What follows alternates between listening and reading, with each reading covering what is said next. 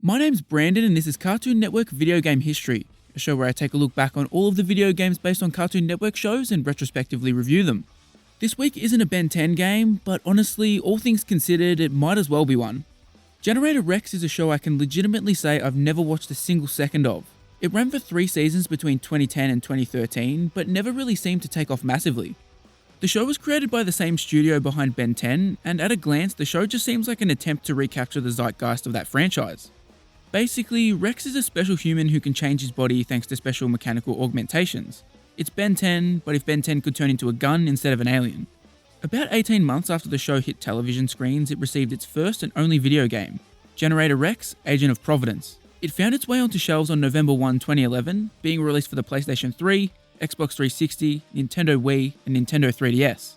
Information on this game is pretty vague and scarce, but as far as I can tell, all versions were developed by Virtuos. Virtuos are a Chinese/Singaporean developer who these days is mostly a support studio. What's a support studio? Well, when a massive studio working on a AAA game like, say, Call of Duty needs some help with smaller aspects of the game, they farm out the work to a studio like Virtuos. Doing this kind of work has seen them contribute to many of the biggest names in video games. However, before that they were a go-to for licensed game development. Most importantly, they worked on Madagascar Karts, and the highly anticipated sequel DreamWorks Superstar Karts. Maybe they should have developed Ben 10 Galactic Racing. Interestingly, this game was published by Activision, which is the first time we've seen them involved with Cartoon Network. Unsurprisingly, none of the versions of this game have an official Metascore. Mondo Xbox gave the game a 6 out of 10, GameOver.gr gave the game a 3 out of 10, and XGN gave the game a 2 out of 10. I have literally no idea what to expect going into this game. There is almost zero background information about this game on the internet, almost nobody reviewed it, and to top it all off, I've never seen a single second of the show. Quite literally anything could happen here, so it's time to boot up Generator Rex, Agent of Providence.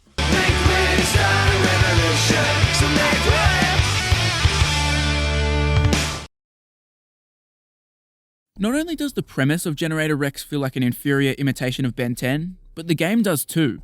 Playing it, I definitely felt like the developers had taken one of the PS2 era games, swapped the Ben model for a Rex model, and called it a day.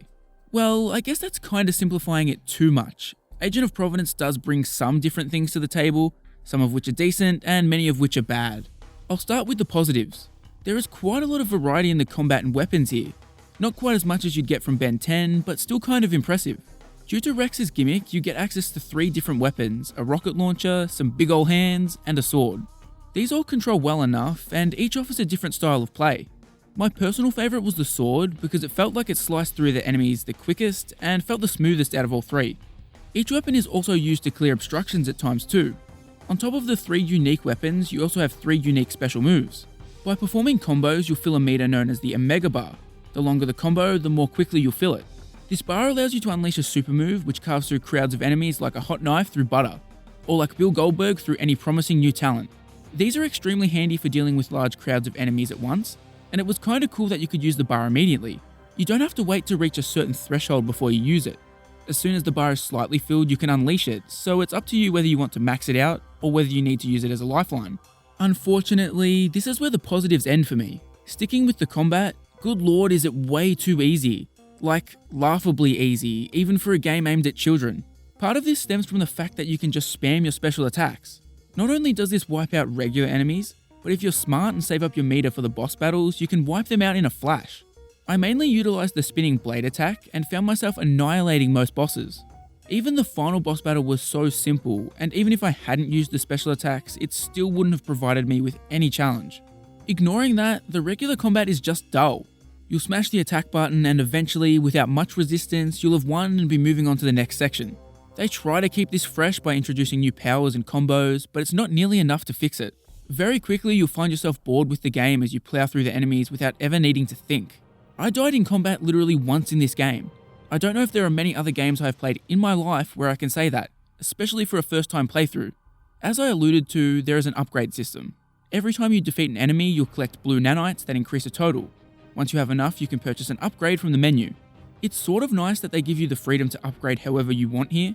Every upgrade is basically purchasable to you from the start, so it's up to you to decide whether you want to increase your health, the Omega Bar, or increase the capabilities of one of your weapons.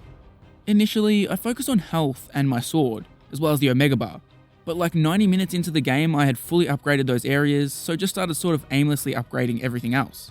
By the final boss battle, I had accumulated enough nanites to completely upgrade Rex. The game was already easy enough, so allowing you to completely upgrade yourself in one playthrough seems a little much. Especially so when you consider the developers designed the game with a sort of time trial or leaderboard system for levels. One of the characters in the hub area challenges you to beat his personal best times in levels, so I feel like it would have made more sense to tie this in with the upgrade system. Perhaps they could have made certain upgrades make some levels easier, which would allow you to have a better chance of beating the goal. Speaking of the hub area, it's mostly pointless. Outside of the challenges I just mentioned, you have two other things. The first of which is this weird sort of data collection thing going on with the scientist. She wants you to randomly collect DNA from each type of enemy you face and bring it back to her. I'm not even really sure what you get out of this, but by the end of the game I seem to have completed like 90% of that without really trying or caring. The one last thing is kind of cool. Throughout levels, Rex will encounter items from his past. You can pick those items up, and then, when you return to the ship, the items will be displayed in Rex's room. This is a neat little gimmick, but the way you collect the items is lame and a good summary of the game as a whole. There are basically no optional areas off the beaten path, and basically every time I found a collectible, it was sitting right in front of me. In fact, the game stops everything just to point it out to you. I'm not a fan of the show, but I'm sure these items were cool references for fans, but it would have been nice to actually have to search for them. Speaking of stopping everything, what was up with the random moments where they force you to walk at a snail's pace? You'll be running along a level, reach a new section, and then all of a sudden the game forces you to walk. Maybe they did this to mask the fact that the game was currently loading the rest of the level, but my god it was annoying. The speed and combat of this game operate at a breakneck pace, so being forced to slow down and walk is jarring each and every time it happens. I also found that the game's controls tended to freak out when camera angles changed. You'd move from one room to the next, the camera would change, and then all of a sudden Rex would be completely out of control. This wasn't too much of an issue most of the time, but there was one section where it caused me to walk into a bottomless pit a couple of times. Graphically, Agent of Providence is a double-edged sword. The cutscenes are god-awful. They're in a sort of similar style to the ones we've seen in Ben 10 games, but they're so much worse. They make the characters look freakish most of the time, and something really funky was going on with their mouths. But then you smash cut to the in-game cutscenes and it actually looks fine. I was playing the Wii version, which is naturally going to be a downgrade from the PS3 or 360, but I thought it was passable. Maybe not quite to the standards of cosmic destruction, but I had no major issues. Environments feature quite a wide array of variety, which I really enjoyed. The combat is pretty dull, so giving the player something new and unique to look at in each level makes it slightly more bearable. If it was the same thing over and over again, I can just imagine how much more painful this experience would have been. It's just those nightmare-fueled cutscenes that I have a problem with. I guess I should also touch on the story here. There certainly is a narrative here, I just couldn't care less about it. It's painfully predictable, and it doesn't do a good job making you care for any of the characters. In fact, I kinda disliked Rex. He came across as a gullible idiot for the most part, and wasn't all that likable. Maybe you need to be invested in the show to really get a kick out of it.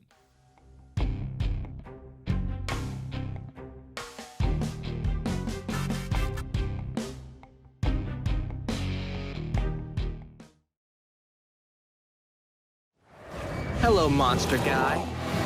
I'm Rex. Now thrill me. It's your turn to be like Rex. Stomp.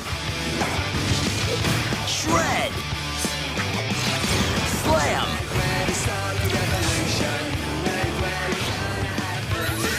Sorry I'm late, kid. What'd I miss? Only everything. Everything about Generator Rex just screams, I'm an inferior version of Ben 10. The premise is clearly just Ben 10 but with robots, and playing this game gives off a similar imitation feeling. It's like Virtuos really just wanted to copy that formula and slap Generator Rex theming on it, but it doesn't work. The Secret Saturdays game had a similar thing going. It really felt like a Ben 10 clone, but it at least had a few interesting things of its own, namely the grappling hook. Agent of Providence, on the other hand, doesn't have that.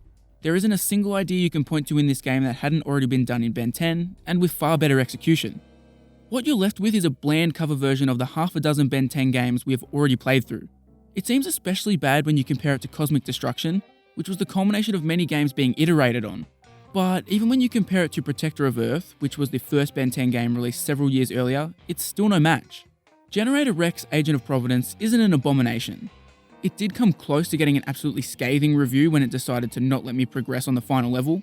However, a quick reset fixed that, and it actually showed me their checkpointing system is pretty good. It's just subpar in every single way, and unless you're a diehard Generator Rex fan, I couldn't recommend this game in good faith. Next time I'll be checking out the first of the Ben 10 Omniverse games. These two titles basically mark the end of Ben 10 games, so it'll be interesting to see if the series goes out in a blaze of glory. We're also getting close to the end of the Cartoon Network video game history series.